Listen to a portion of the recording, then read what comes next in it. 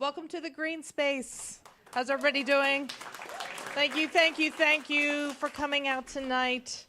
This is the performance venue for WQXR, and we're so glad you're here. My name's Eileen Delahunty. I work at WQXR, been here a long time, been with the company a long time, and I'm so grateful that we're able to do these kinds of things as part of our platform here for WQXR. We're doing what we do best. We make classical music relevant, accessible, and inspiring for all. And I want to remind you that New York Public Radio, which is WQXR and WNYC, is listener supported. So if you're already a member, okay, show of hands. How many members? Woo! Oh my gosh, that's a great showing. But if you haven't yet joined, this is the pitch, okay? I invite you to become a member of this magnificent community. You can do it tonight if you'd like. A gift of any size is welcome. And a monthly sustainer gift gives us the stability to weather political storms and the freedom to create content that lasts. There's a QR code. That's the pitch right up there. It's on the screen, and you can learn more about how to become a member of the Cool Kids Club by clicking on the QR code. So at this deeply polarized moment, public media has never been more valuable or vulnerable. But we'll get through it. We're going to stand together right now. Thank you. And I am grateful to introduce our host for tonight, Elliott Forrest, who you can hear. Yay, Elliott. Elliott's our weekday host here at WQXR, as I'm sure you know. And beyond the studio, Elliott has so many hats, I can't even keep track. He works as a director, a producer, a television host, and he also serves as executive artistic director at Arts Rock. That's a not-for-profit performance space in Rockland County. And that's where he started this program that you're going to see tonight.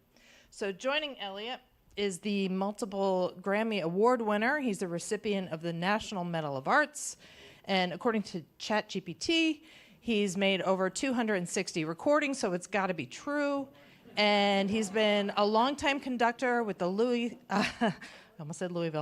St. Louis Symphony and the Detroit Symphony. And many years ago, he was conductor of the National Symphony at the Kennedy Center. So please welcome them, Elliott Forrest and Leonard Slatkin.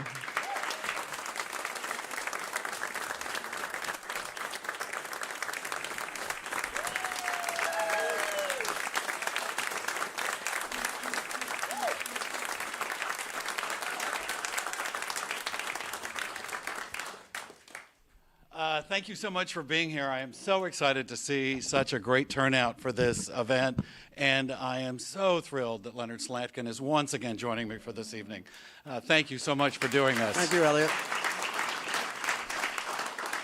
We build this as the history of movie music, and there's a great deal of film history here, but I'm just telling you now, we can't cover everything. We can't cover every composer. I know we're going to leave some of your favorites out. I'm just telling you that now.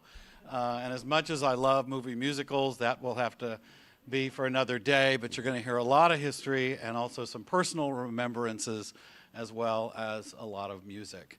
We're going to start at the beginning, and whether it's the Universal Pictures world spinning or the MGM Lion, I love a movie studio fanfare. This is the moment of expectation. The movie could totally stink, but you don't know that yet. It's that smell of popcorn and the emotion of anticipation.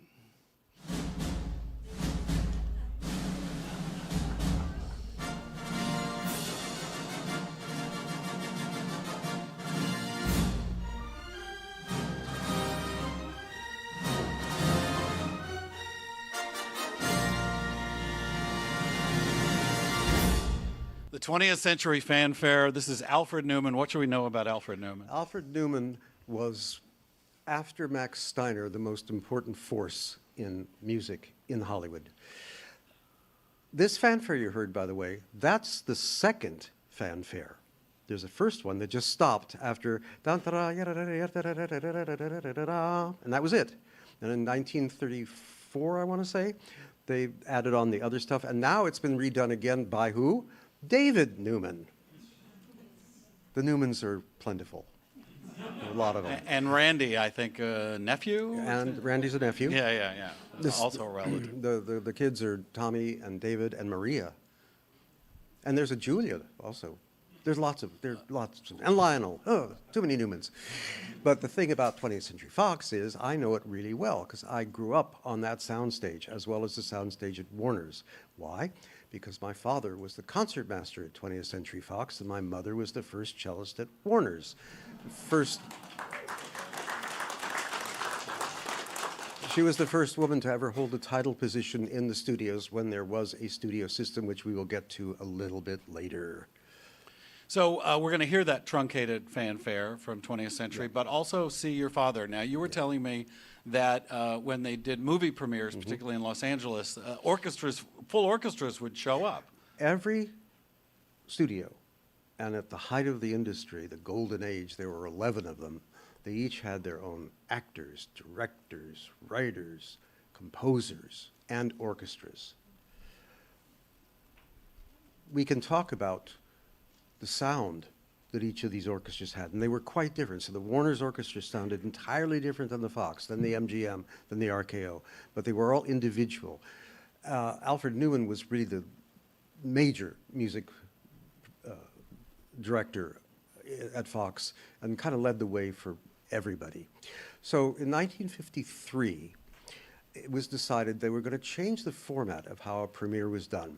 So you've all seen those news clips where there's searchlights and the carpet and the limos roll up and the stars come in. Well, they would come into the theater back then, and the orchestra from that studio was at the theater playing.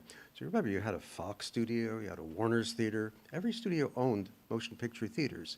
So they would hear the orchestra play. They might or might not hear music that was going to be in the film, whether it was relevant or not. And finally, with the advent of CinemaScope and new sound techniques, it was decided, why don't we put the orchestra on film? And they did. So this is a clip from How to Marry a Millionaire. You'll see the opening sequence and the concertmaster. My dad. So we'll get to And see your father. when you see it, they'll pan and he'll be there. What I really want you to look at, and it's something as a conductor we try for with symphony orchestras and don't get. They're all using a whole bow. They're really playing out, and you can see how they got that sound. All right, let's take a look.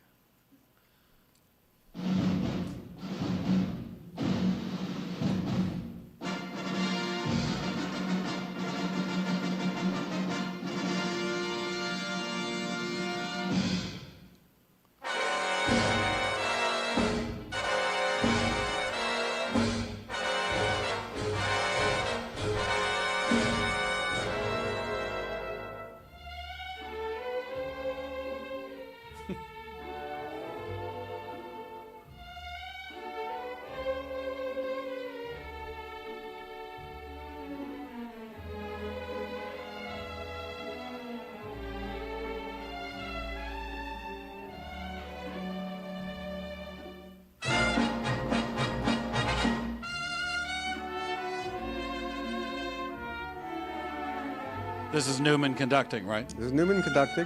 That's Manny Klein on the trumpet.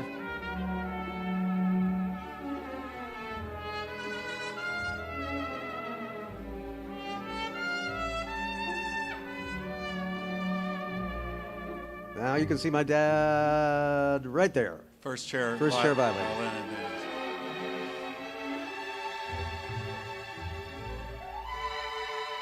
So let's go back for movie history. We like to say that silent films were never silent. No. So talk about that for a little bit.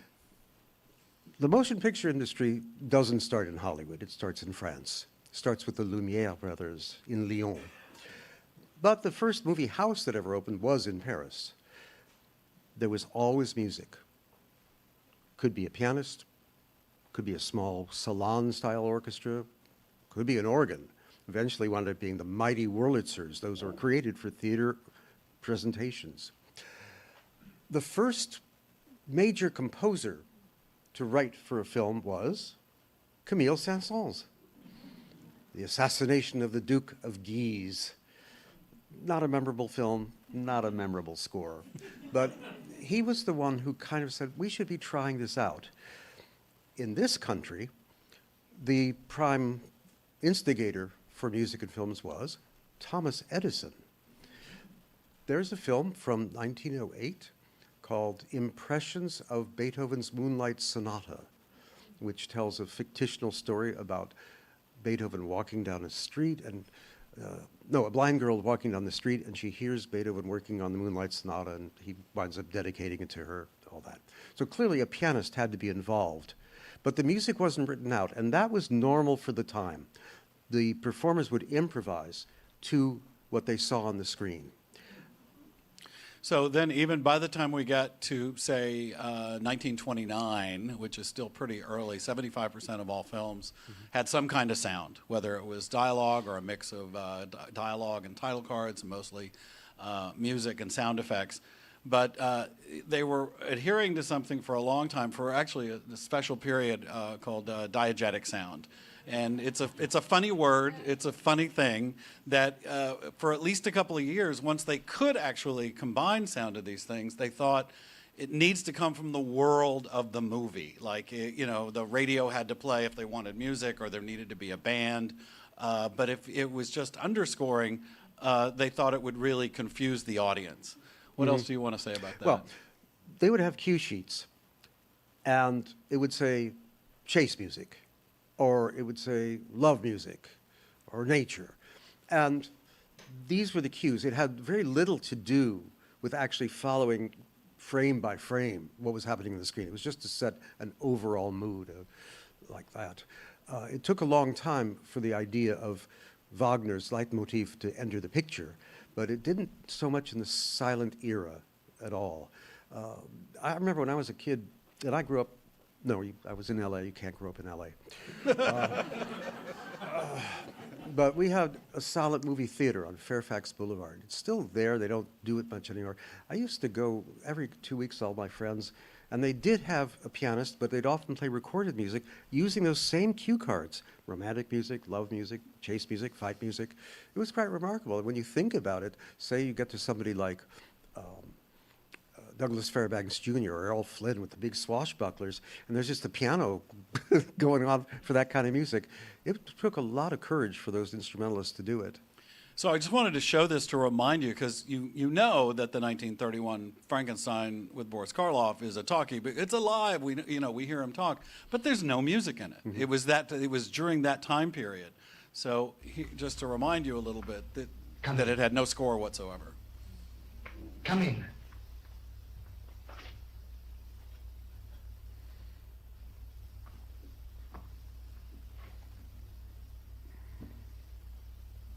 This is why some modern composers like Michael Shapiro and some others have added a score to this where they play live to this, because there's none inherent there. So what was the first one with true underscoring that had nothing to do with the world of the film? Tell us about the importance of Max Steiner. A lot of composers came to Hollywood, one to escape the terrors of what was happening in Europe. Some came for health reasons. Some came just for the physical security that they thought it would provide. Remember, we didn't know exactly the impact of sound quite yet. And the first one of those to make the big impact is that man there, Max Steiner.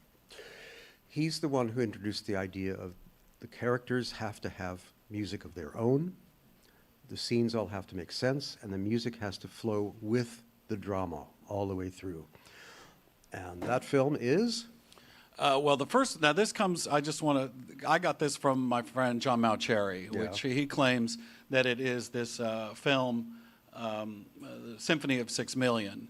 But before we do go ahead. Did I get the number right? Yeah. Oh, okay.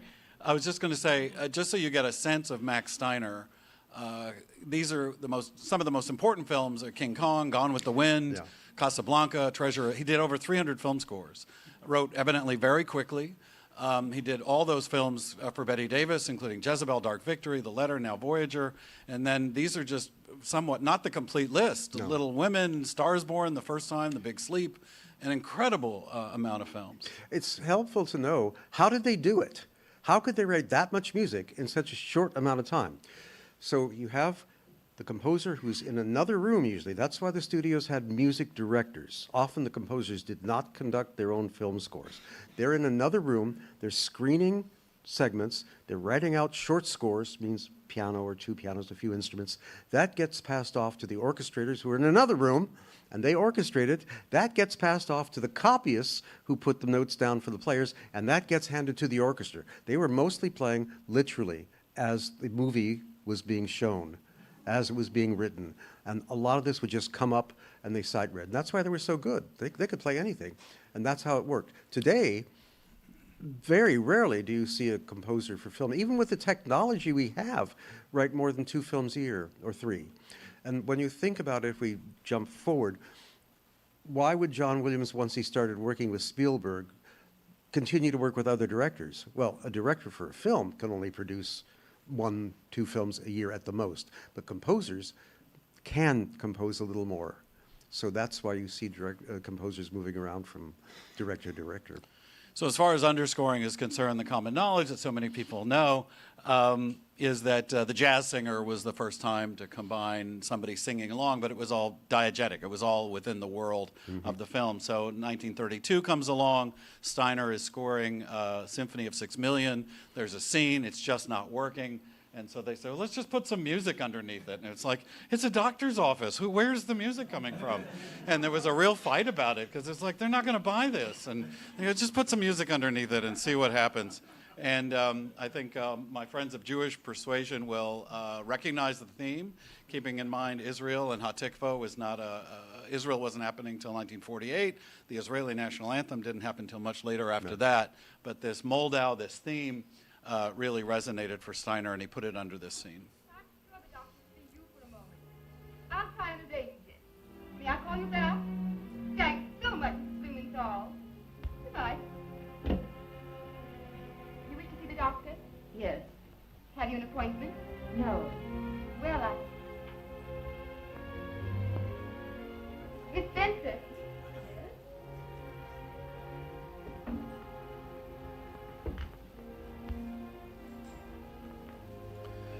If you don't know the film, it's about a doctor and his Jewish identity, and he gives up his Jewishness, so the theme really resonated a little bit.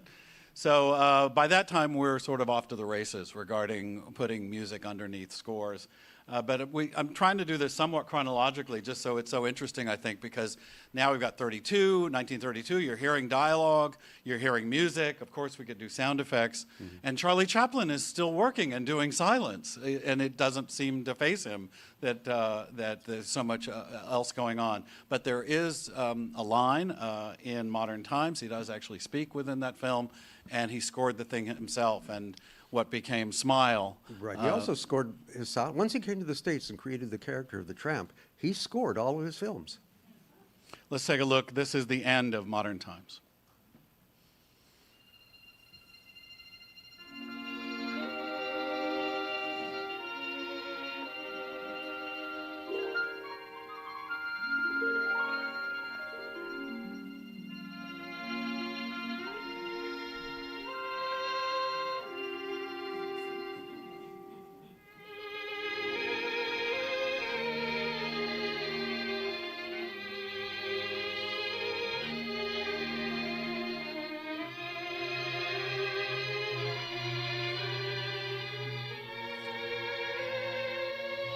I'm guessing some of you are singing along in your head. The lyrics didn't come out till much later.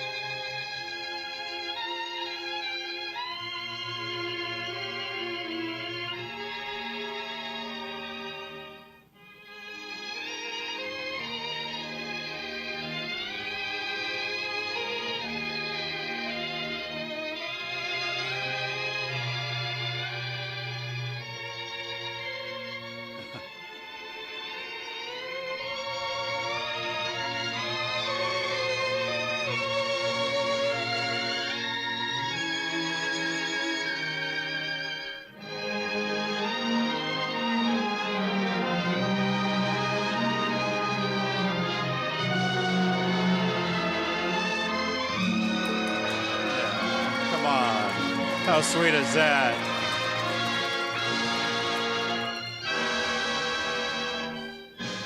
So Chaplin is not a trained musician. He just did it out of instinct. And that's why they needed the arrangers, and the copyists, and the orchestrators. So all you heard was Chaplin's rough idea of the song, the tune, and other people harmonized it, wrote out the music. That was pretty much the case for many, many of the musicians back then. And we certainly can't leave Max Steiner behind without playing his most famous melody. Tell us what you want us to know about that. Well, Gone with the Wind. That's all you need to know.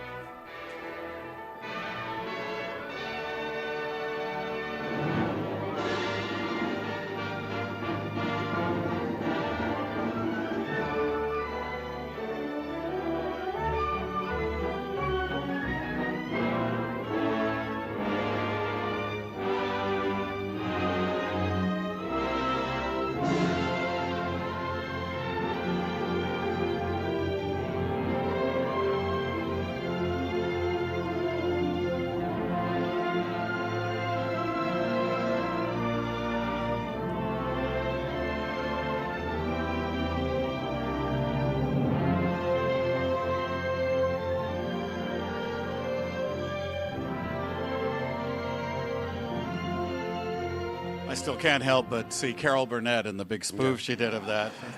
Maybe that's just me. It might help to know at this point, how did they do it? How did they make the music fit to the picture?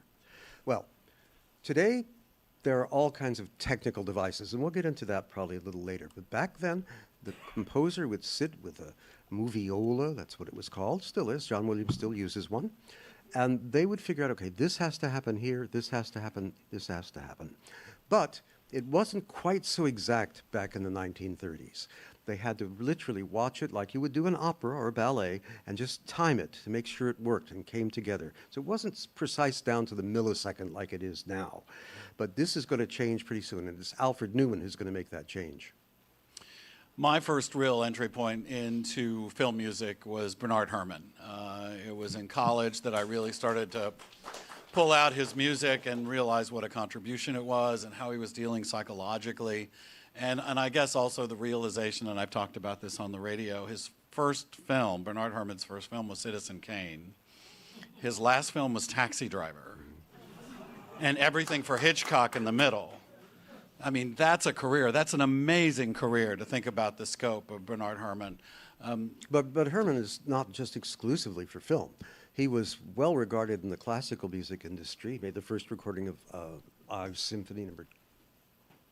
2? No, Bernstein did the first one. Well, he did a lot of recording of music that wasn't heard at the time. He was also a huge innovator and pioneer in music and sound effects. It's, in a way, he's the hardest one to categorize because you can't equate the early films of Bernard Herrmann with the later ones. They're almost like two different composers. He's moved in a whole different direction. And talk about the importance of orchestrations. I also sort of latched on to this idea. I think it's Jason and the Argonauts that he did is all brass and percussion, whereas Psycho is all strings. He would be very specific about that, right? He knew exactly what he wanted. He was using the orchestra as a device to really create tension. The film where it really shows up possibly the most, one that we're going to see a little bit, but the other one is The Day the Earth Stood Still, 1953, at the height of the Red Scare and all that stuff. And for this thing, there are two theremins. That's the electronic woo, woo, it's that thing. My father was playing the first use ever of electric violin. It was electric cello, bass. There's 4 tubas in it. Where they got the money for this, I have no idea, but it was there. So Herrmann creates this whole new world of sound. It's not that big sweeping orchestral world that we hear from Steiner. It's something else entirely, otherworldly. This is a cue I particularly like because it's from Citizen Kane, and Kane is just taking over one of the newspapers, and it just feels, it's about the new office, but also you can just sort of feel the newspapers running through and being printed. It's just very evocative of the newspaper business. Music of Bernard Herrmann from Citizen Kane.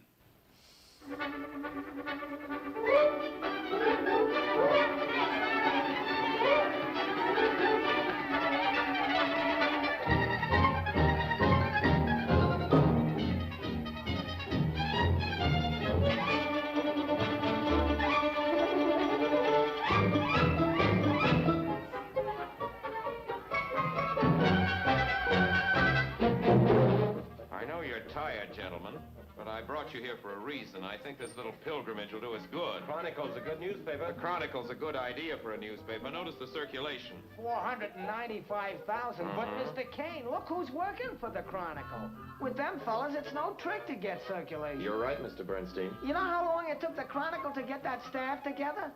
20 years. 20 years. Well, 6 years ago, I looked at a picture of the world's greatest newspapermen. I felt like a kid in front of a candy store. Well, tonight, 6 years later, I got my candy. All of it. Welcome, gentlemen, to the Inquirer. Make up an extra copy of that picture and send it to the Chronicle, will you, please? It's perfect. Why is it perfect? Because of a word that Elliott used earlier, underscoring. You had the opening where there's no dialogue, not much sound going on, so the orchestra becomes present. They become the main character other than what you see on the screen. And then the dialogue starts. And you have to be so careful as a composer to do it in such a way, not volume-wise, but action and motion, that the music doesn't get in the way of what's going on screen. And this is something a lot of today's composers seem to have forgotten. I want to play something that I put together for you for a film that scared the crap out of me when I was a kid. This is another Hitchcock. It's The Man Who Knew Too Much, which I loved. And as many of you may know, there were two versions, one in 1934, and again, he remade it in 1956. The one you know is with Jimmy Stewart and Doris Day, but it was made earlier. So I've actually, just for fun, because I thought it would be fun for you to see this, I've put the two films together, and this is the climactic scene in the concert hall in which the dignitary is about to get shot. I've done this for a couple of reasons because I thought it was fun, is to see how Hitchcock actually borrows from himself in a little, not completely shot for shot, but you'll see how he mimicked himself in this. But it was music by Arthur Benjamin in the first one. It's called the Storm Clouds Cantata, and they decided to use the same music in the second one, even though Bernard Herrmann had scored the second one.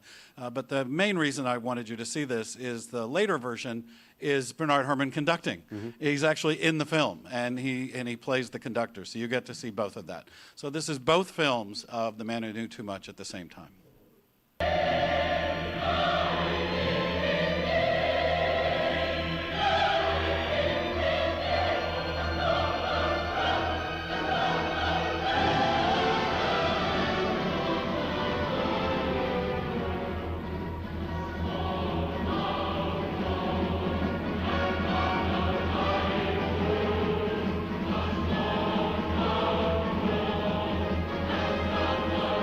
And that's Herrmann there.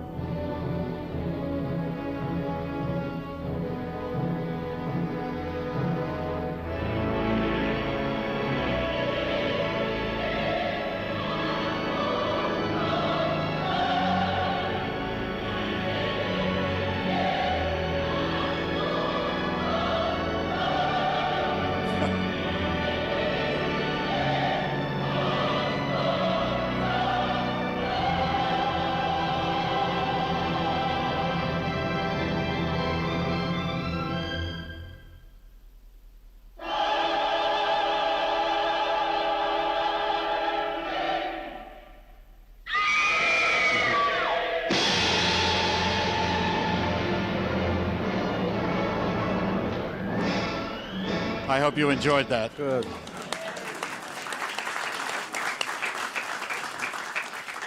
I have to tell you one slightly sad story about Bernard Herrmann. He was known as Benny among all of his colleagues, and he could be quite nasty. And he was a misogynist. He was doing a film at Warner's, and he came out to start the first session, and he saw that my mother was the first cellist. And he said, "I'm not having a woman as the first cellist in my orchestra." My mother, who was about the strongest woman you'd ever want to meet, got up, packed her cello away, and marched with Lionel Newman into Jack Warner's office. The story was told, and she said, if Mr. Herrmann doesn't want me, I will step aside. I just expect to get paid this week. And Jack Warner said, Eleanor, you're the first cellist at Warner's. If anybody's going to go, it's going to be Mr. Herrmann.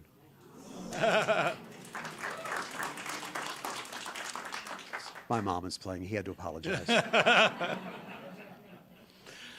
We're going to play a couple of scenes from Psycho. I thought it would be fun to actually show the driving scene from Psycho. This music, I think, is incredible, but I want to show it to you without the music, just to sort of see the difference between the tension between the two. So let's just take a little bit of this.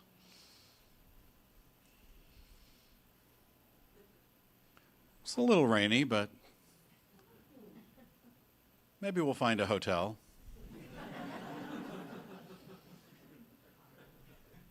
All right, so let's see what with music.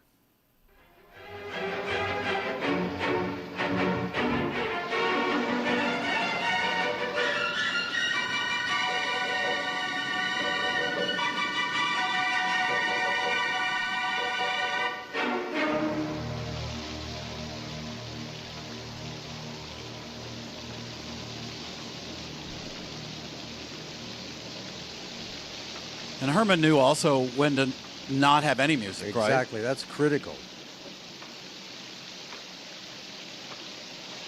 This looks like a nice place.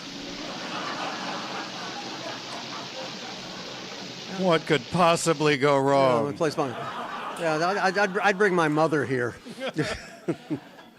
Mother, help, blood. To be honest, I wasn't going to show the shower scene, but I think we should. You know, it's probably some of the most iconic film music ever. What do you want us to know about it? Again, keep in mind, this is a score mostly with just a string section. You would think, then would have qualified as a slasher film, would have something more to be percussion, be all that. But the drama is how he does it with the violins. It's done by what's called a glissando. That means you slide from one note to, in this case, indeterminate higher note. So it's wing, wing, wing. And it's brilliant because it just somehow captures the psychological essence of that moment. And that's what music is supposed to do. We're at the point in film music history, we're now going into the characters. We're not just depicting them, we're depicting what they're thinking. And so now we're in the mind of the killer. And this is not original for me, and this is only a recent thing that I heard someone else say, so I don't even know if it's true. You know, prior to this scene, we've just spent 15 or 20 minutes with a lot of stuffed birds. It's all about the birds. Yep.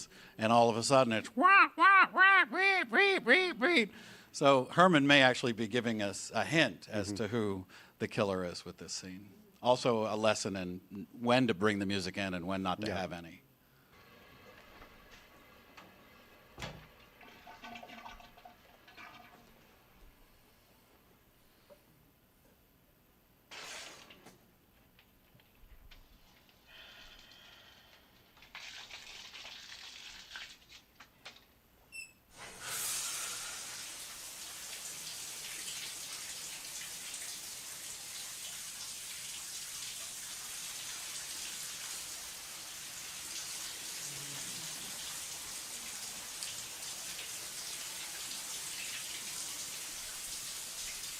I'm already nervous.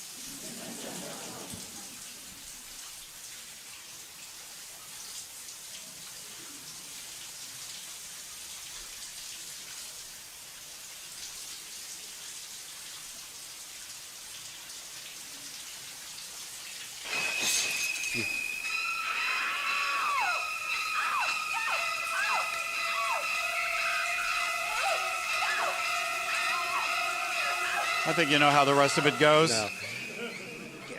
The parlance for this, that's called a jump scare. It's because the audience jumps like that. And this technique is still in use today. The idea that there'll be a lot of silence, nothing will happen, and then all of a sudden, like that, and the music comes in. So if you're taking a shower and you hear violins, get out of there. Best jump scare to me. We didn't talk about this. You know my favorite jump scare? No, what is it? Wait Until Dark. Oh. Henry Mancini.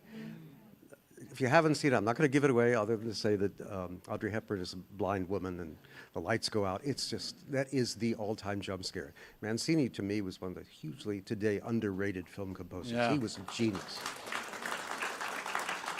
I know literally the time I jumped the biggest was the end of Carrie. I I didn't was see good that too. last That was moment. good I too. thought it was all over, everything was done, and it's not. I mentioned Herrmann's career, this Citizen Kane to Taxi Driver, so I thought it would be fun to actually, if you don't know the theme, that Herrmann, obviously later in his career, was adopting jazz into part of his career as well, right? Yeah, and the dark kind of jazz. He didn't really see this whole film project through. He died, and it's completed by somebody else. I forget who did it. Do you remember? I don't. But this is one of those instances where there's a haunting theme that goes through the whole film. And it's just enough on the edge to be psychologically important in almost any moment you need it to be in the film itself.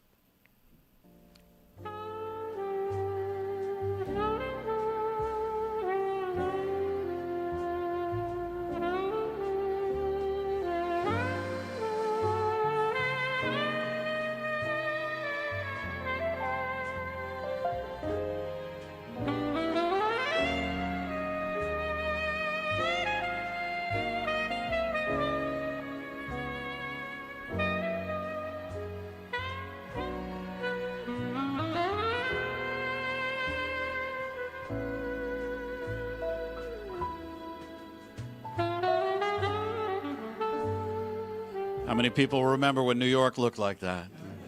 Yeah. And your Uber driver looked like that.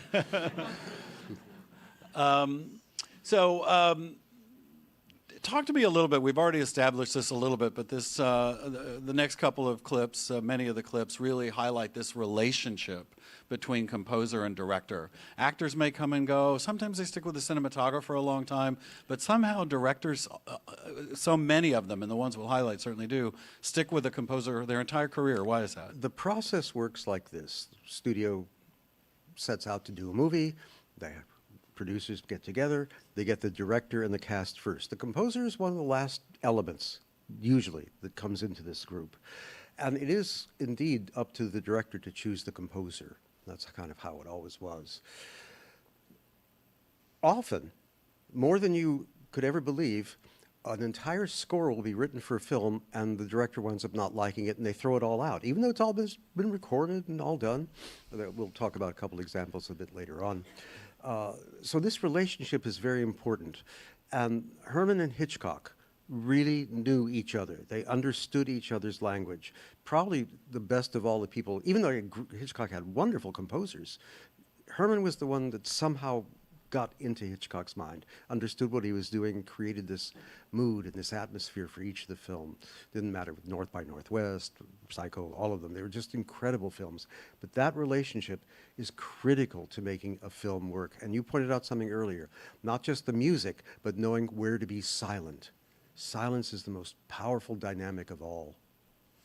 Another relationship I want to explore right now is that Federico Fellini and Nino Rota. I mean, I won't even read them all down, but you can see these are, you know, I think 15 different films that they did together.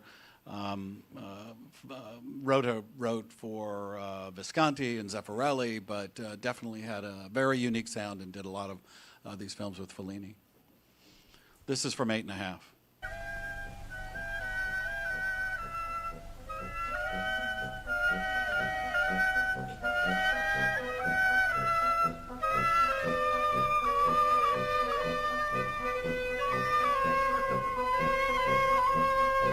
Bentornati. Avanti, venite avanti.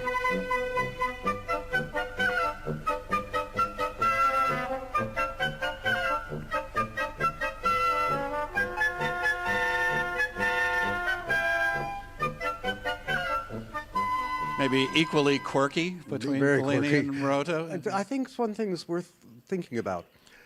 Just as we think about those composers in the classical field as having very different musical languages based on where they come from, Rossini doesn't sound like Bartók, Britten doesn't sound like Copland, that kind of thing. It's the same in the films. There's a simplicity to that music that kind of goes through so many of the European composers of the time. The sound is a little thinner, not as grandiose as we had from the American counterparts. And that's what makes them sort of special to me, that there's this idea of less is more in the sense of European composers writing for film. So perhaps Nino Rota's most famous score is for The Godfather. He was nominated when the first film came out as Best Original Score, and then they withdrew the nomination. So I'm going to tell you why they withdrew the nomination after I remind you how great that Godfather score was. And think simplicity again.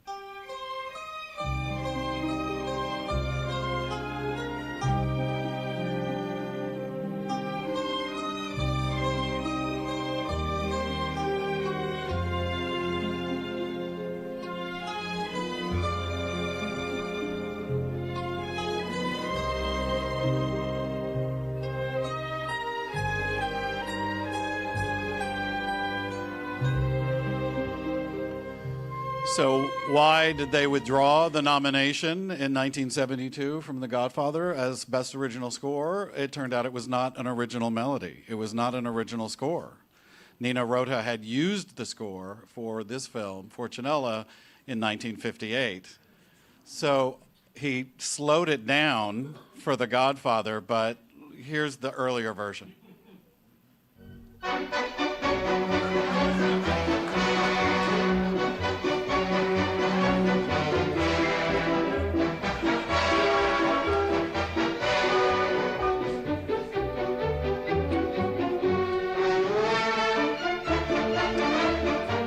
Funny, right?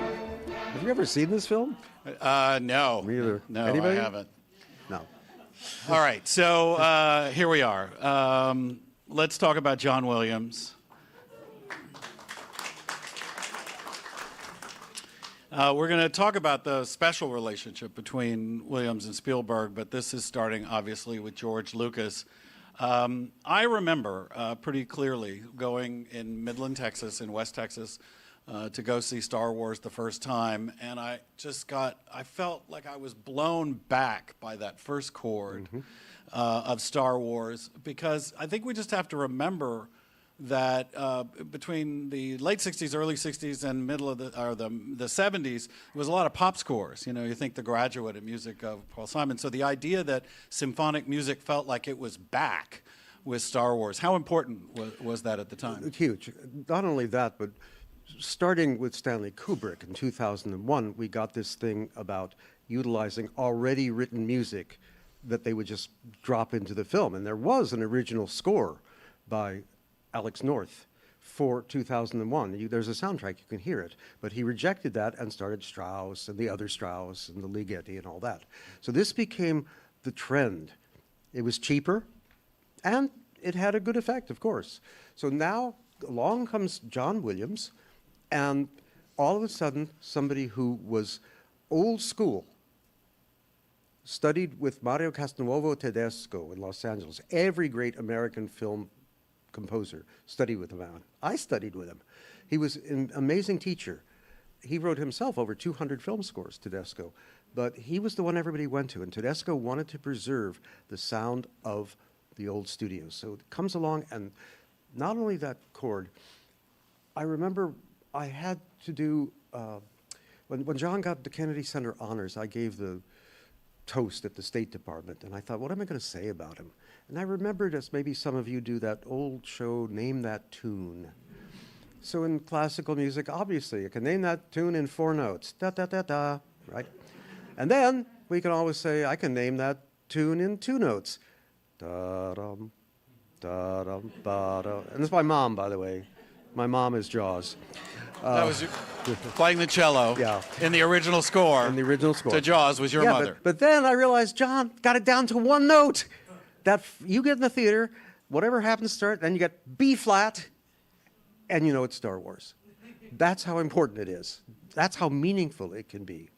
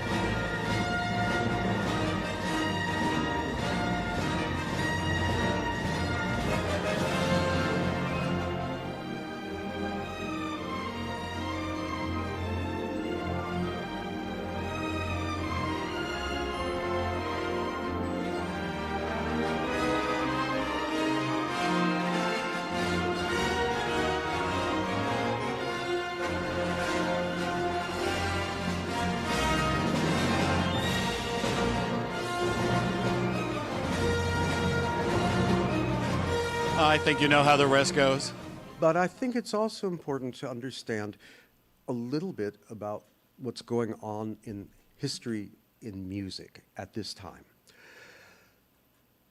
There was so much rebellion against academic formalism in music, against Webern and Schoenberg and all the modernists.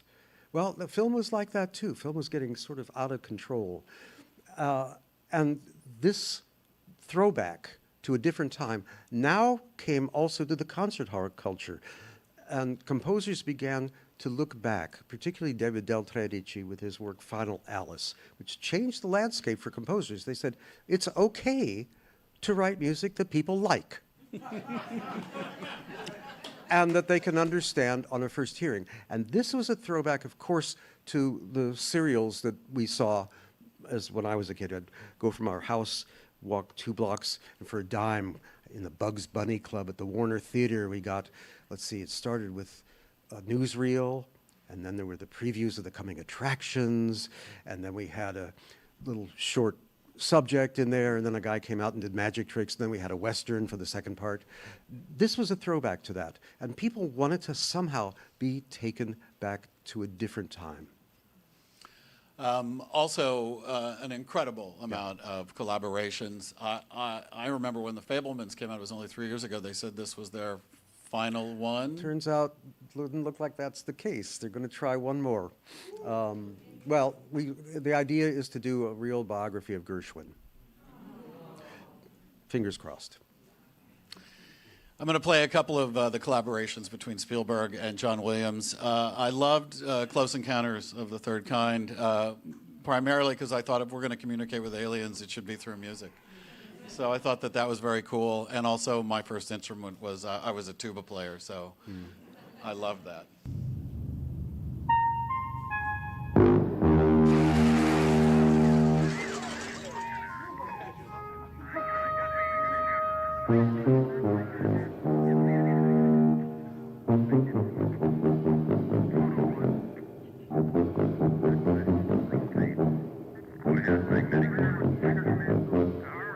Give her 6 quavers, then pause.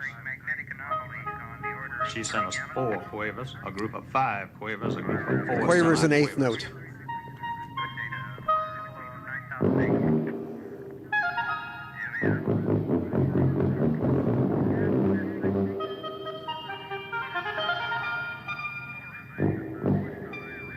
The only thing these phrases have in common are 5 signals. I hope somebody's taking all this down. What are we saying to each other? It seems they're trying to teach us a basic tonal vocabulary.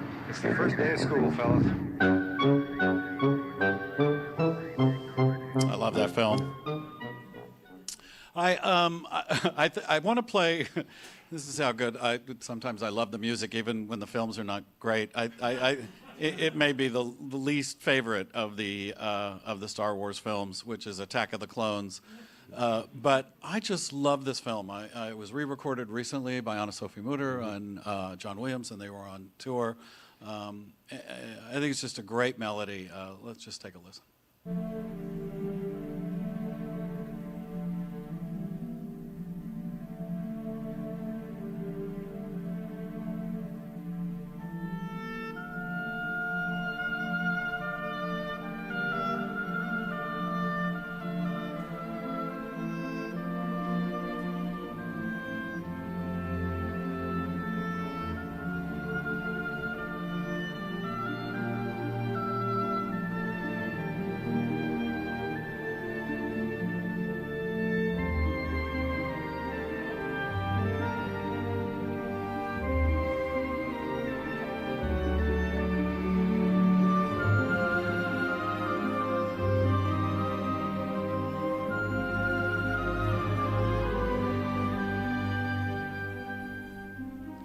Stunning, right?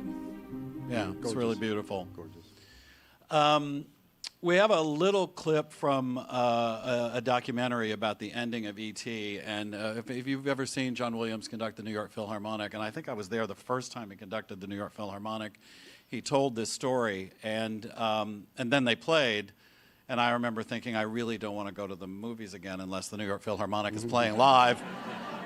Kind of makes a difference. But this is a very generous thing that Spielberg did. Yeah. Let's take a look at this. The end part of that film, beginning with the bicycle chase, as the little boys are trying to take E.T. back to the mothership and escape the police and get him safely back. About 10, maybe 15 minutes of very difficult music, all of it planned to catch all of these sync points, these points of accent. We have the bicycle achieving escape velocity.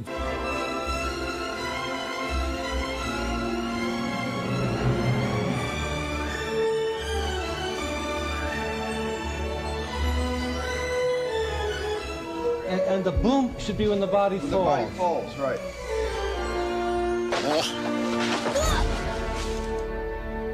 Finally, very sentimental dialogue at the end when E.T. says, "I'll be right here, goodbye."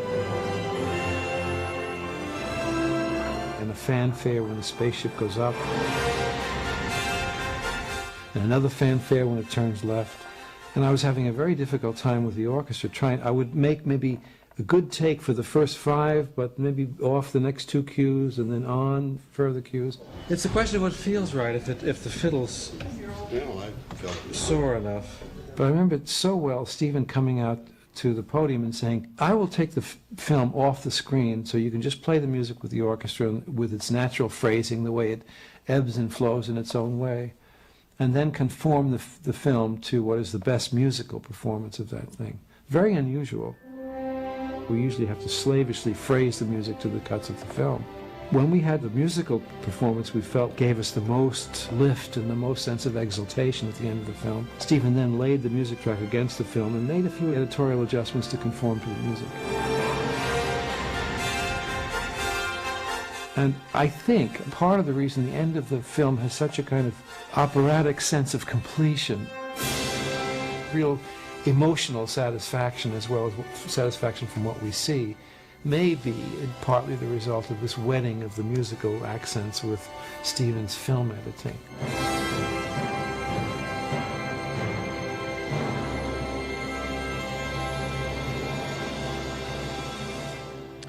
Talk about how unusual that is. Yeah.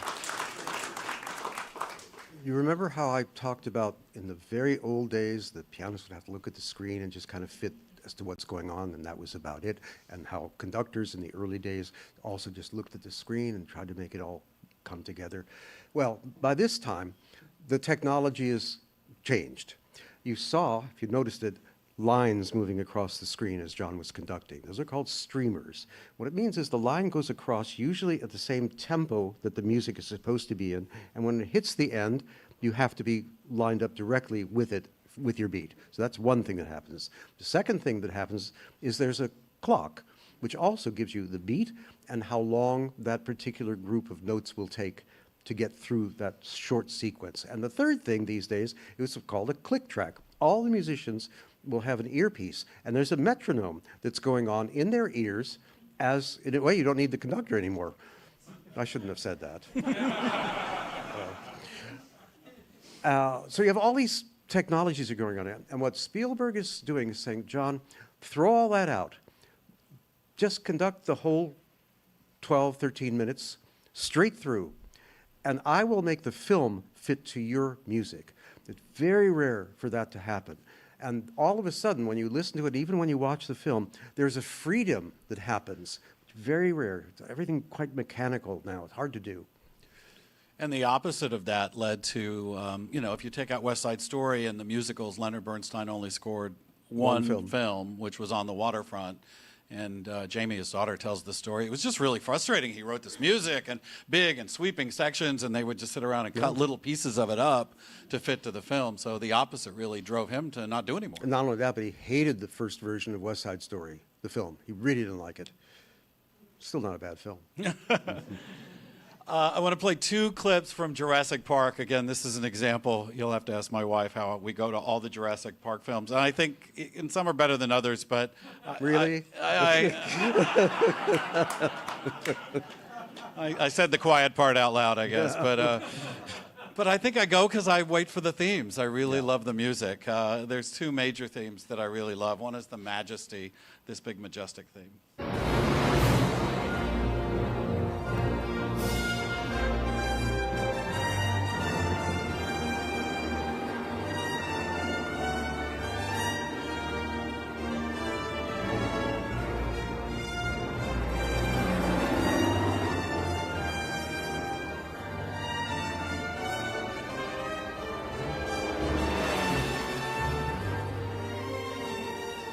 bad wind shears, we have to drop pretty fast, so hold on, because there can be just a little...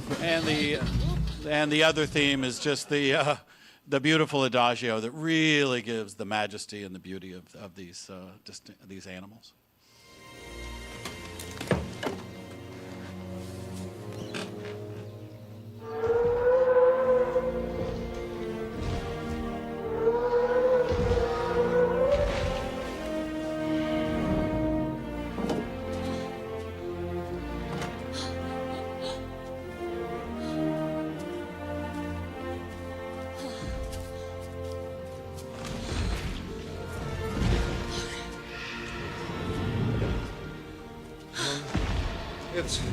It's a dinosaur.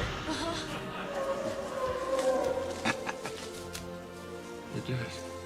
You crazy son of a bitch, you did. You just tear up the rule book on it. Cold-bloodedness, it doesn't apply. They're totally wrong. This is a warm-bodied creature. This thing doesn't live in a swamp. This thing's got, what, a 25, 27-foot neck? Brachiosaurus 30.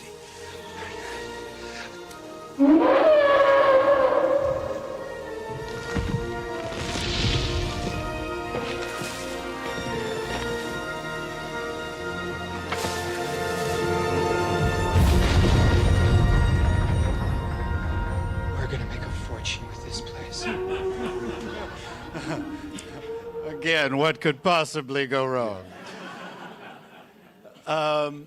As some of you know, I've been had the honor and the gift of producing Itzhak Perlman's concert tours for the last 6 years, particularly this multimedia version that we've been doing where he tells his own personal story. And he recounts the story of how he got the phone call to play on Schindler's List. But again, before we do that, this is a clip from the AFI Salute. And John Williams didn't think he was the right guy for this film. Does he talk about it, or do I talk yeah, about no, it? here, we'll do it? Okay. Yeah, we'll play it. I have a favorite Steven Spielberg story that I want to share with you. And that has to do with the film Schindler's List, which you will all remember. And Steven came back with his film to show me the first cut, as he always does. And we went to his projection room, and the purpose of this was to see the film and then discuss the music for the film. And you'll remember the film. It's the story of Oskar Schindler, who was a German civilian who protected and employed potential victims for the Holocaust. Powerful masterpiece of a film. And the lights came up and the film was over, and it was time for Steven and me to begin to talk about the role of the music. And I was so overwhelmed by the film, I really could not speak. And I went out and walked around the building for a few minutes to gather myself and came back in to start the meeting with Steven. And I said, Steven, this is truly a great film. And you need a better composer than I am for this film. And he said very sweetly, I know, but they're all dead.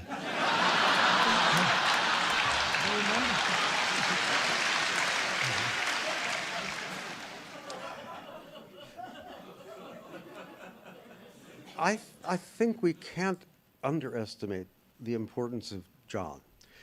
And one story I can tell you that maybe emphasizes that is back in 2003, John and I did a 2-week film festival in Washington. We did all kinds of things. We did a performance of a score for the Fritz Lang Metropolis. We did excerpt shows. We did all kinds of stuff. But after one of them, there was a discussion with the audience. 1,500 people stayed to hear John talk. And somebody asked a question. They said, how restricting is it for you to know that you have to write a cue that is so specific down to the 10th of a second? Doesn't that inhibit you as a composer? John went on with a very wonderful explanation. I was thinking about it while he was talking. And when he finished, I looked at the audience and I said, would you have asked Beethoven, do you think it's restrictive to write a symphony? Or Haydn, is it restrictive to write a sonata? Because those are formal structures. They tell the composer what you have to do and what's going to go where. But what makes a great composer? Genius, that thing we can't really describe. John does this better than anybody. He knows how to use that time and make something meaningful a great work of art.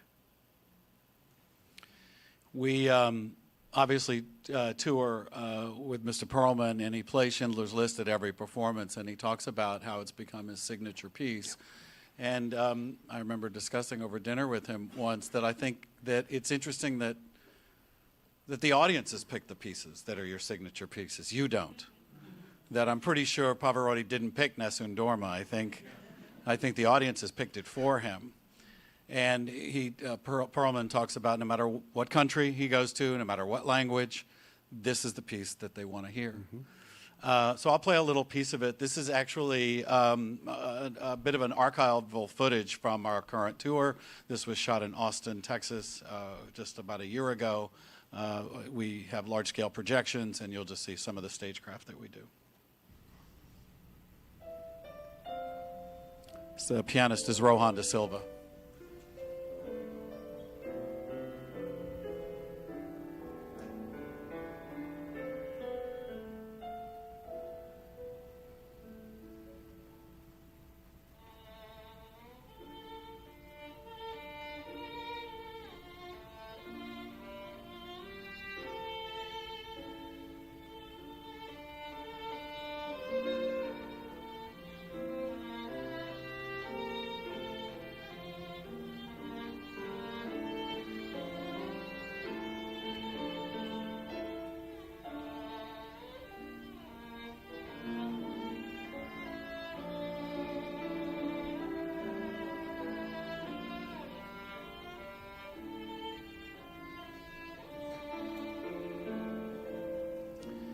Hey, can I ask you honestly, how much do you think John Williams' demurring on this initially was that he was not a Jewish composer? I don't think that was it. I think this touched him on a different level entirely. It was not a film like anything else he had ever done. And it just caused him to think back to what this meant to him personally. I think this film was hard for him to do, and I think Lincoln was hard for him to do, those two. And even though it looks like, hopefully, The Fabelmans is not the last one, that they'll do hopefully one more, but let's just take a look at the trailer to Fabelmans and some of John's music.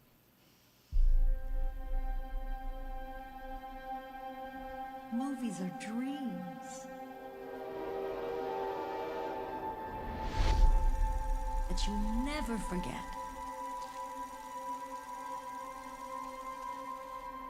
Sammy?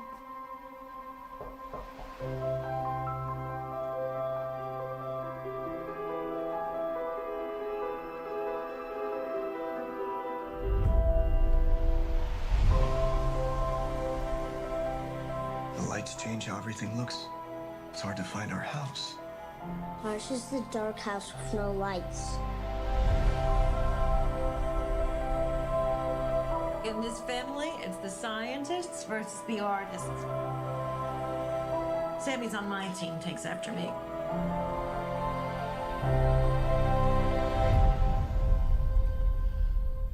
I want to show another clip that was put together to show some of the influences of John Williams. I do not show this to cast aspersions. It's great. Or to demean John Williams. What was the Stravinsky quote? If you're gonna, good composers borrow, great composers steal. That's correct. And John, John's the first to admit it. He always says, if you're going to steal, steal from the best. So I'm just going to show you this, and then maybe Mr. Slatkin can comment afterwards.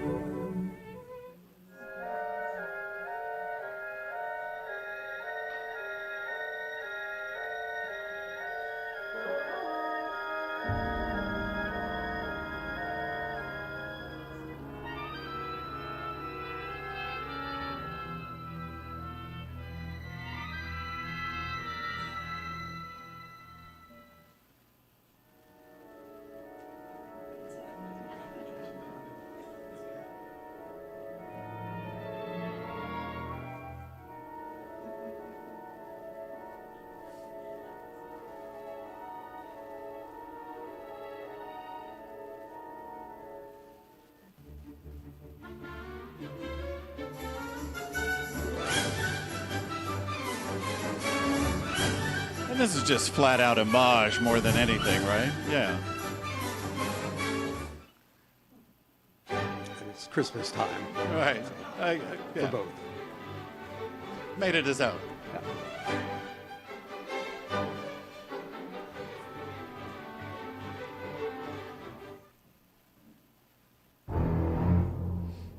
Mom!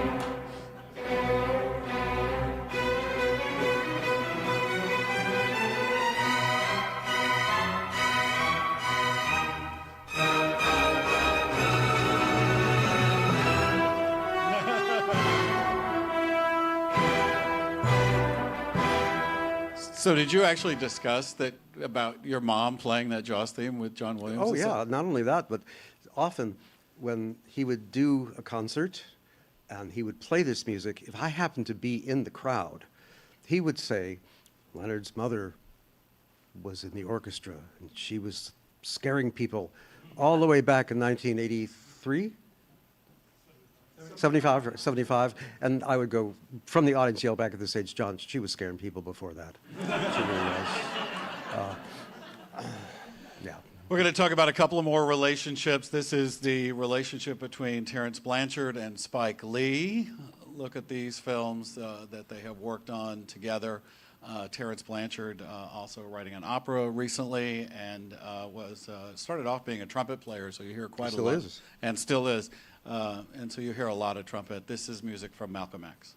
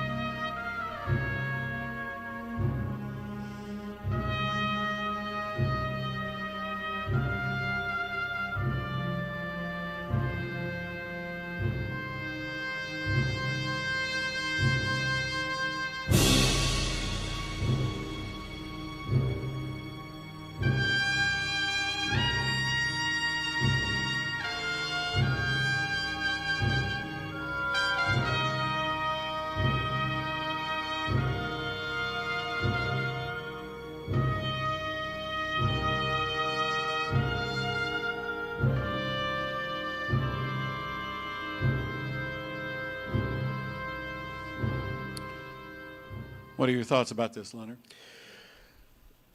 In my childhood and for most of your time, we didn't have black composers for films. First one I remember is Duke Ellington for Anatomy of a Murder. And then Quincy Jones came in. And then gradually, as we've evolved, we started to realize everybody who's talented has something to say. And it doesn't even matter what the film's subject matter is. It's the same for female composers, the same for anything. So I think what Terence did with Spike Lee was very, very important because it helped open up a world for other young composers. And today, we're really experiencing a lot of growth, a lot of variety, a lot of diversity, and it's all working in very much for the good. Let's talk about Danny Elfman and Tim Burton also, right? An incredible body of work. Well, let's just start off with Beetlejuice.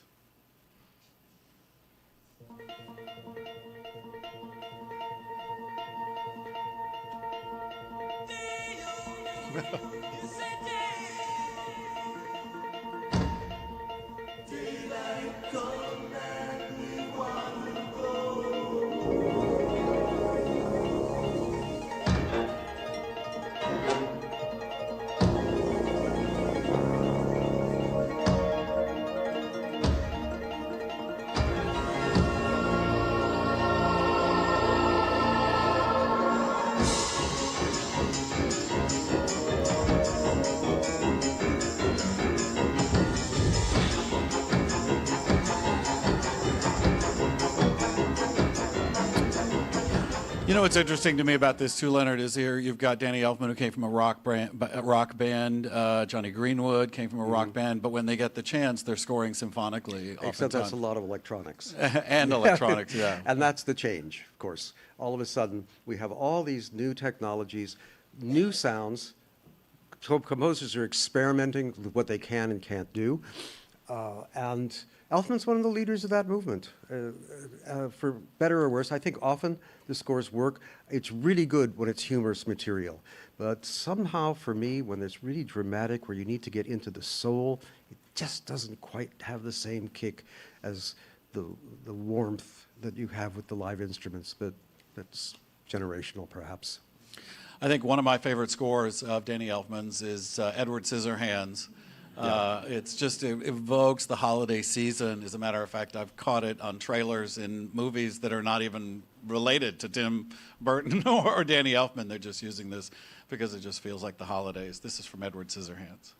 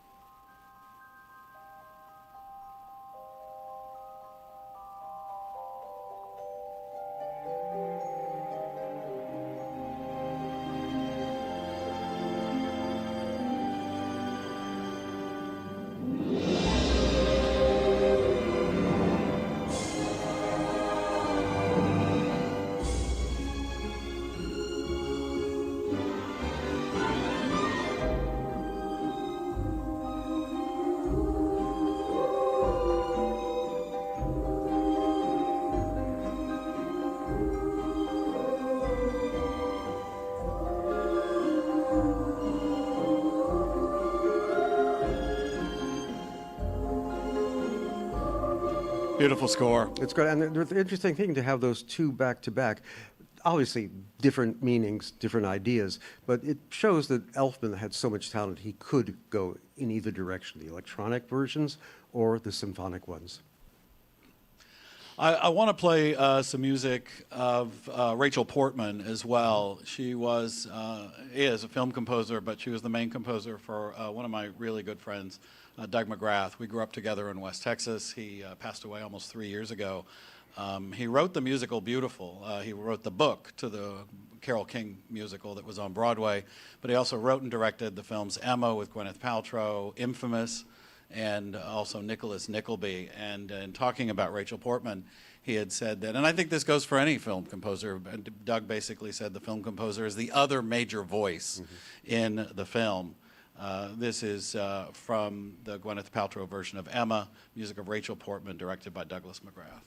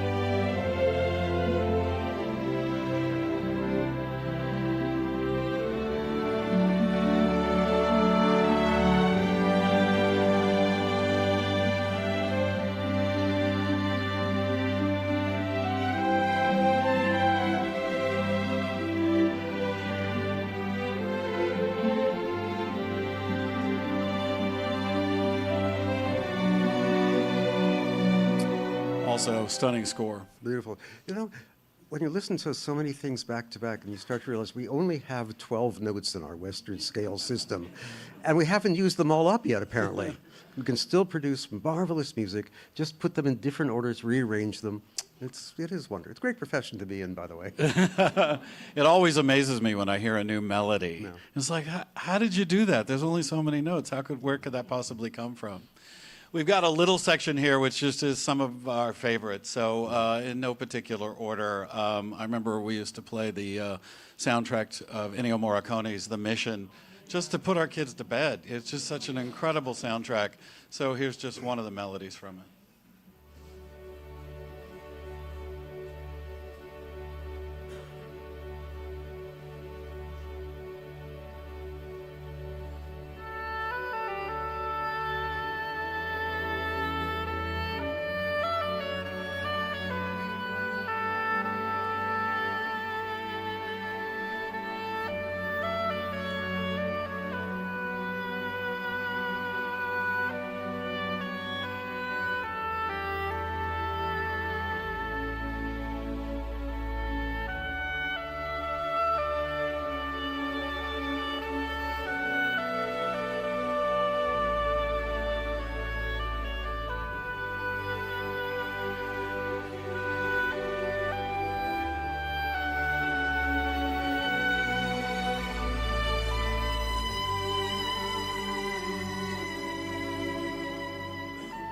If you don't know that score, I highly encourage you to hear all of the great melodies. Morricone never came to the States to score a film. He didn't speak any English. Everything he did was in Italy.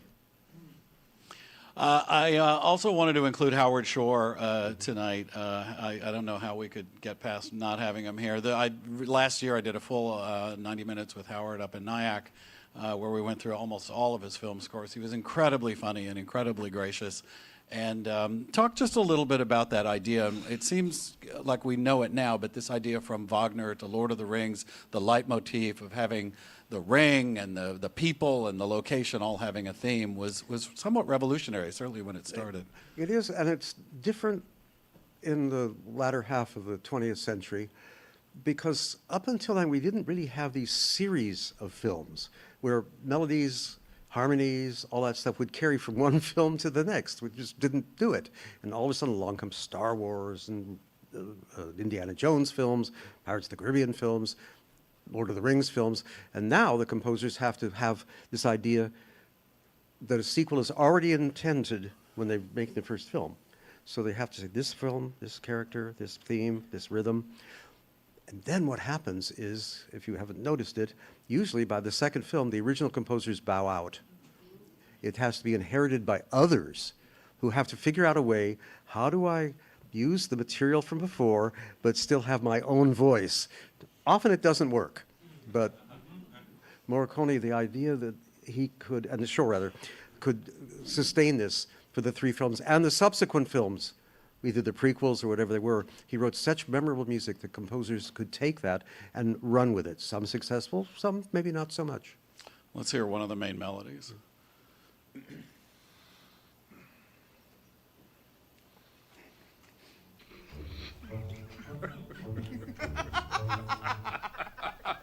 It's wonderful to see you, Gandalf.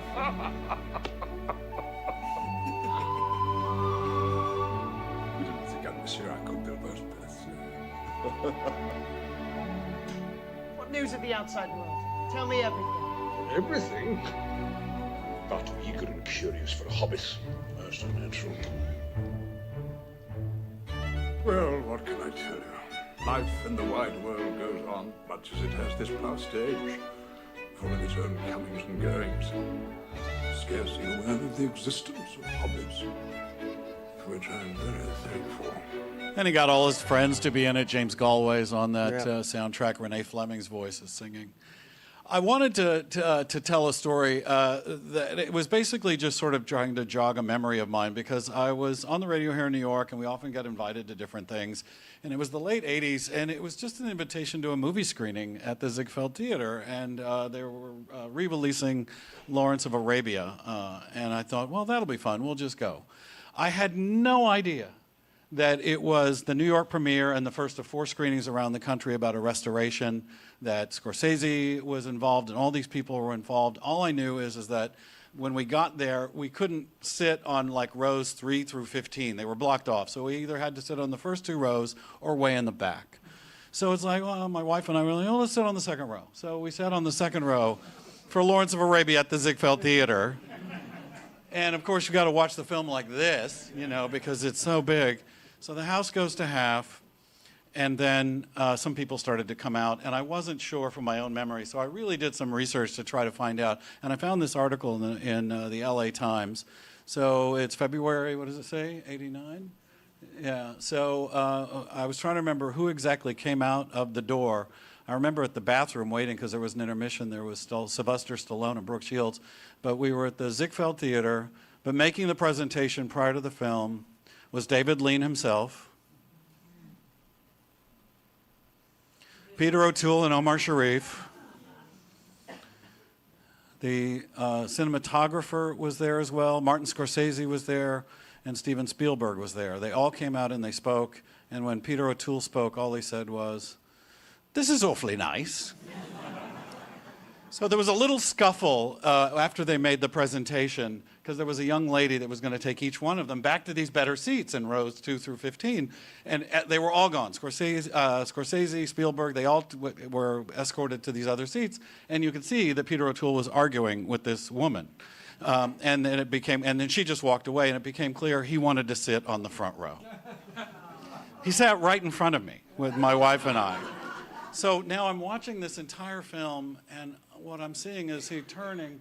So I'm seeing this entire film with his real current silhouette of his face, laughing at certain moments that no one else was laughing at, like he was having a memory of something. It was a moment I'll never forget, in addition to the film itself, with an incredible score by Maurice Jarre.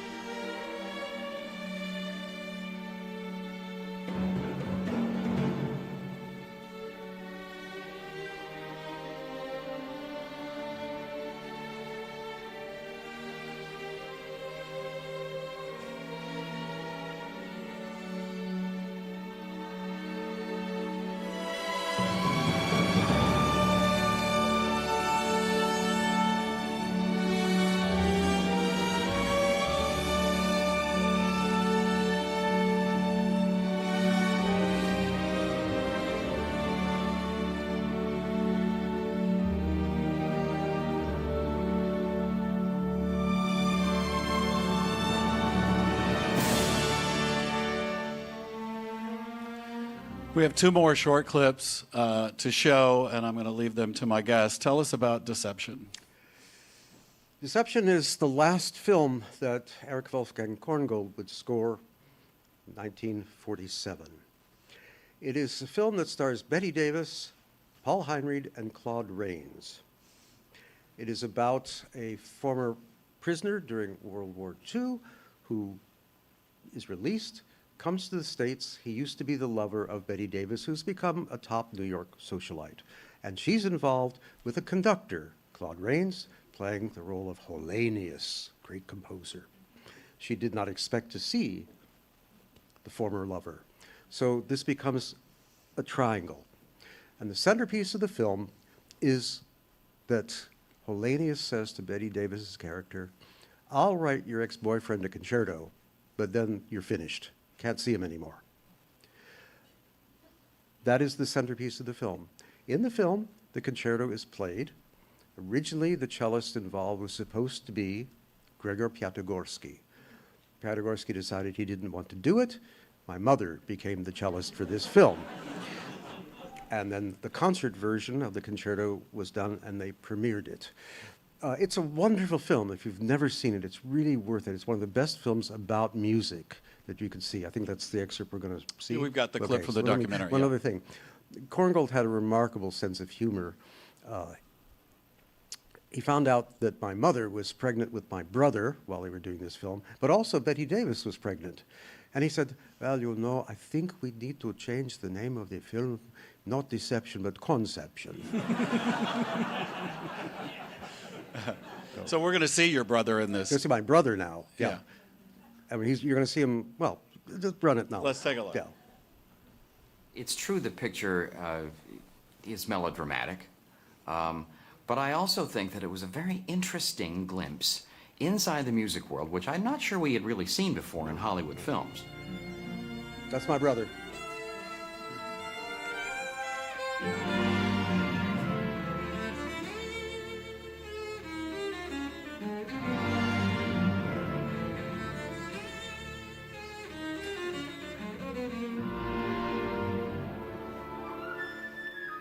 Once Deception went into production, Korngold's role was not simply as composer.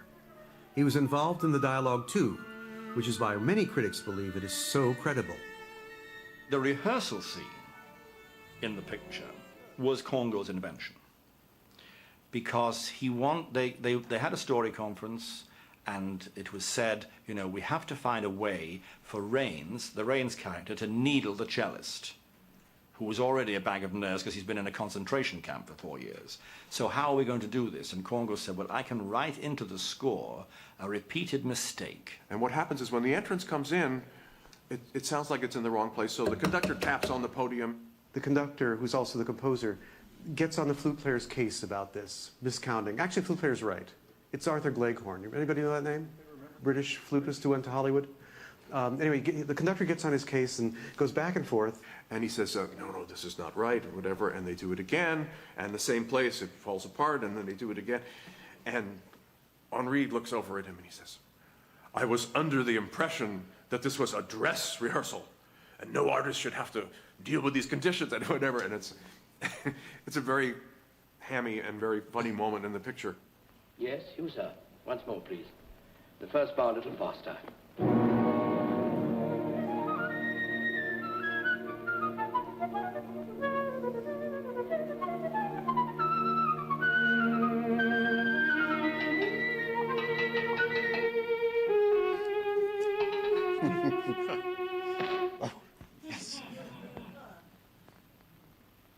I was under the impression I had stopped the orchestra. I was under the impression this was a dress rehearsal. Now, if you can remember it, on the URL, type in Korngold, BBC, Slatkin. I did an hour-long documentary about Korngold and my own family. And it'll be the second one. Don't go to the first video. Go to the second one, otherwise you miss the beginning. And we explain how they did that, making Paul Heinrich look like a cellist. It's really cool. The other nice Korngold story that I like to tell, when I was doing this documentary, I was on the Warner's lot, and I was out with the historian from Warner Brothers, and we were actually walking on the Western set, and then we go to the Suburbia set. We don't say anything about it, and people just, wait a minute, where are they?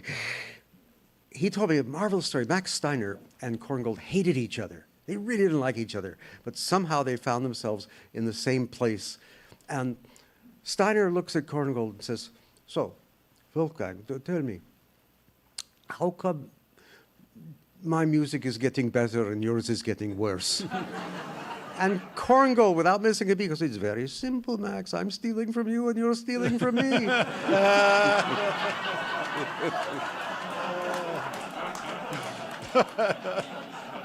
Ouch.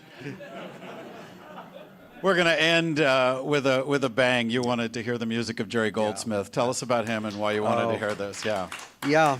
You know, I think of all of them, really, Jerry was the most versatile. He could do anything. He was a fabulous conductor, orchestrator, arranger, wrote for television, he wrote for theater, he wrote concert music. I commissioned a couple of pieces from him. We're going to see is it the end sequence of Star Trek, the motion picture. Yeah.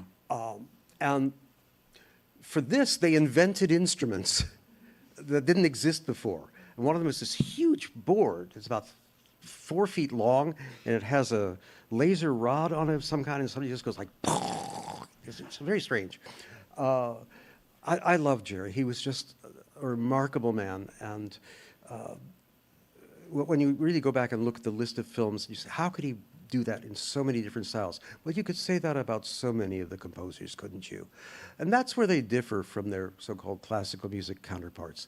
The film composer has to adjust to time, to place, to setting. The great ones managed to do that. In the old days, they would travel to the countries. Miklos Rocha went to Spain to do El Cid. John went to Japan to do the Memoirs of a Geisha, just to get the idea of the folk music. Today, it's easier for the composer to emulate that. But back then, all the composers had to figure it out and travel and get these sounds for themselves. But how did you do it when it was the future? What sounds were they going to be? Jerry, even more than Bernard Herrmann, got it. Music of Jerry Goldsmith from Star Trek.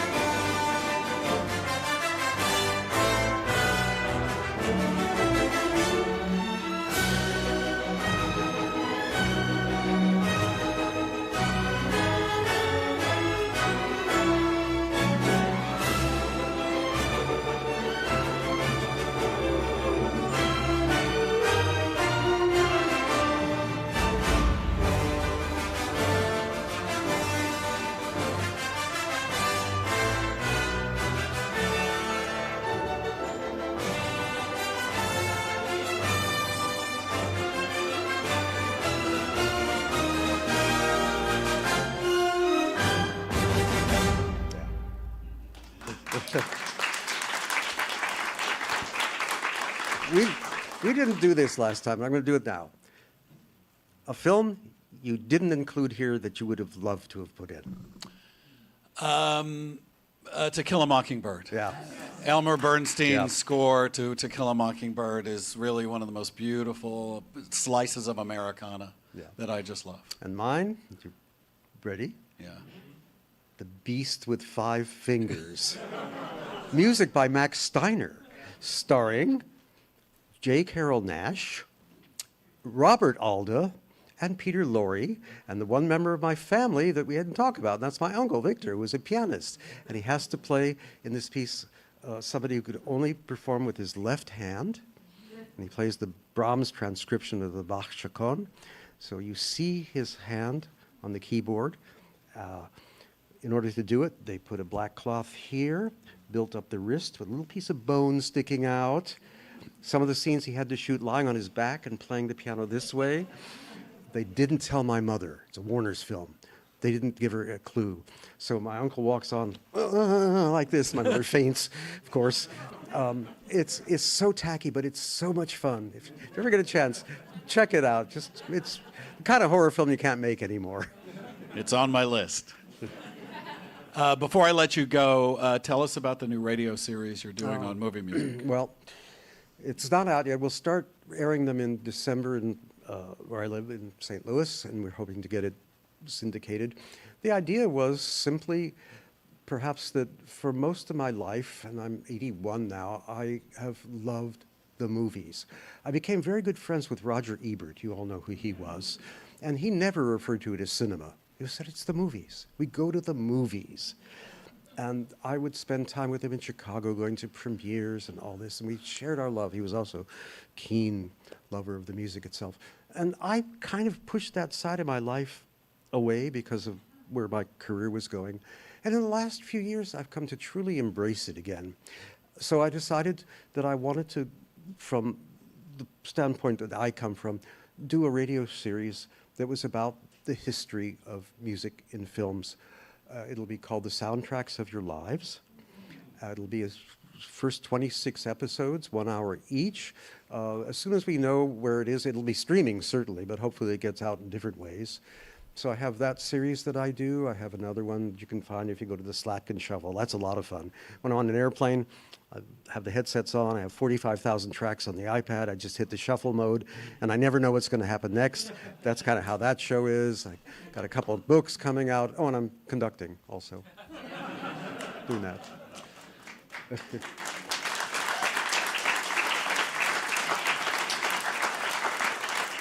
I just want to take a second and thank our Green Space team, including Rod Wild and Chase Colpon, Jay Jong, Bobby McGinnis, Nadia Othman, and Jamal Jones. It takes a village to put on a show like this. Our producer, Lauren Purcell-Joyner, and our fearless leader, senior producer, Eileen Delahunty. I also want to thank all of you. Since the recent rescinding of all federal funding for all public media and the Corporation for Public Broadcasting is winding down, you, the listeners, the lovers of music on WQXR, the believers in independent journalism on WNYC have stepped up. And we do have a fund drive coming up. And tonight's sold-out crowd is evidence of that love and support. So thank you so very much for being here. I wasn't going to jump on that, but I have to. So for 12 years, I was the music director of the National Symphony at the Kennedy Center. And when I first heard of the change, I was furious. You were too. It's getting no better. It's getting worse. These people don't know from day to day if they're going to have a job. Some people are choosing just to walk away. I understand that. That's not what the arts do, though. The arts are not about walking away. They're about getting stronger than ever. They're about expressing your beliefs and your values. The last time I was in New York with the Philharmonic, we did this Fifth Symphony of Dmitri Shostakovich, a perfect example, although one of the few, where intervention from government produced a masterpiece. But what it took to get there and what it did to a whole people, that cannot happen here. We have to grow. We have to stay strong.